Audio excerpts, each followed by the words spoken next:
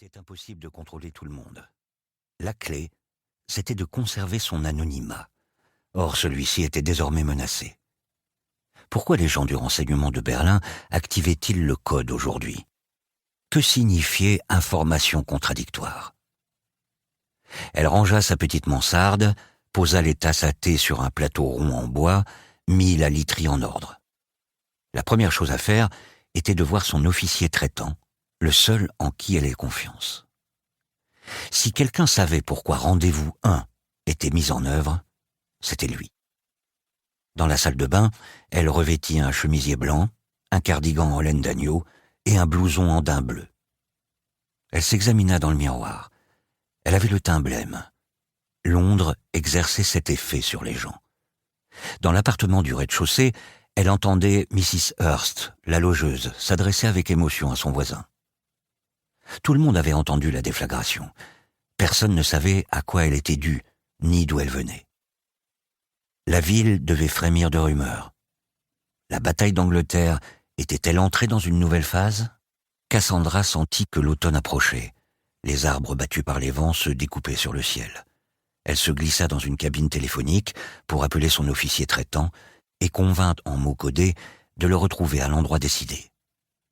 Il eut un instant de stupéfaction en apprenant qu'il s'agissait de rendez-vous 1. Elle prit le métro à Hammersmith, direction Est, et descendit à Leicester Square. Le wagon était dans le noir, comme à Berlin. Ce n'était pas pour lui déplaire. Le quai de la ligne Piccadilly, direction nord, n'était pas très peuplé.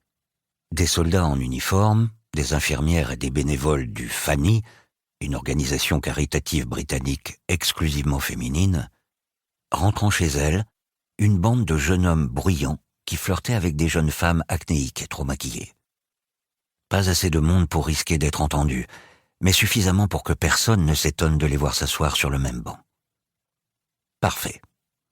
L'officier traitant l'attendait comme prévu sur le banc, le plus éloigné, avant le tunnel.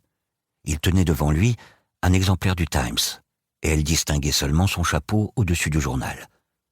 Munie d'un Daily Mirror, elle s'assit à côté de lui. « Rendez-vous 1, alors ?» fit-il tout bas, alors que les murs vibraient faiblement sous le roulement d'un train traversant un tunnel au-dessous d'eux. Ils disent qu'il s'agit d'informations contradictoires et des coordonnées du point de chute. Cassandra contempla la voie ferrée. Son regard n'avait pas encore croisé celui de l'officier traitant. « Il s'agit d'Otto, affirma-t-il. Ce ne peut être personne d'autre. » Il communiquait en anglais par mesure de précaution. L'agent Otto. Une légende des services secrets allemands. L'homme le plus talentueux dont Berlin disposait en Grande-Bretagne. Un opérateur qui prenait des précautions extrêmes dans son travail. Contrairement à d'autres, il n'envoyait jamais de message par radiotransmetteur. Tous ces renseignements étaient transportés par agent de liaison vers un pays neutre, avant d'être acheminés à Berlin. Que fabriquait-il? Il se pourrait que nos ennemis cherchent à nous atteindre au moyen de fausses informations sur l'impact des fusées, articula lentement l'homme. L'agent Otto a pu rejoindre leur rang.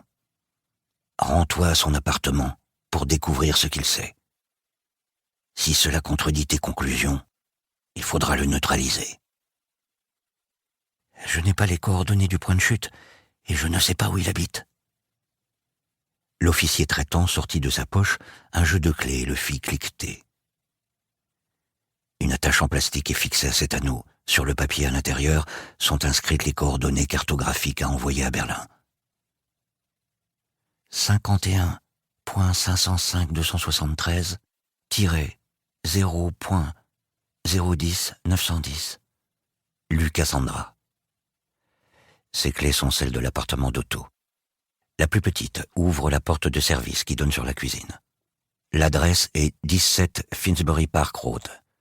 Premier étage, c'est la seule porte. Métro pour Finsbury Park. Ensuite, c'est à 3 pâtés de maison au nord-est. Mémorise-le. Et s'il est chez lui?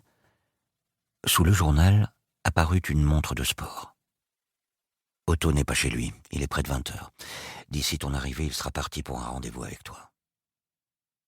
Cassandra agita le... Pour continuer à écouter ce livre audio gratuitement, cliquez sur le lien dans la description et vous pourrez l'écouter en entier sans frais grâce à l'essai de 30 jours d'Audible.